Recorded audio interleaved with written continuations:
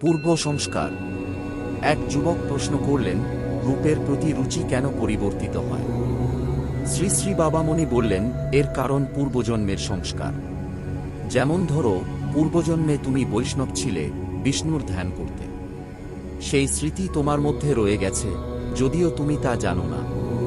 এবার জন্মালে শাক্ত পরিবারে, যেখানে কালী মূর্তির উপাসনা করা হয়।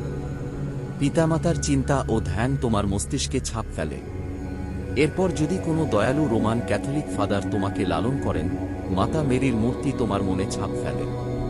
এখন তোমার মন তিনটি প্রভাবের মধ্যে পড়ে: পূর্বজন্মের সংস্কার, পৈতৃক সংস্কার এবং বর্তমানের শিক্ষা বা পরিবেশের প্রভাব। নামের সাধনা করতে করতে প্রথমে মাতা মেরির রূপ তোমার মনে আসবে। সাধনা চালিয়ে গেলে কালী মূর্তির ভাব জাগবে। এরপর বিষ্ণুর রূপ প্রকাশ পাবে। সবশেষে দেখবে সকল রূপ মিলেমিশে এক উজ্জ্বল অরূপে পরিণত হয়েছে। প্রথমে বর্তমান পরিবেশের প্রভাব বা আগন্তুক সংস্কার, তারপর পৈতৃক সংস্কার, এরপর পূর্বজন্মের সংস্কার জাগ্রত হয়। সবশেষে আসে সেই চূড়ান্ত রূপ, যা অরূপ।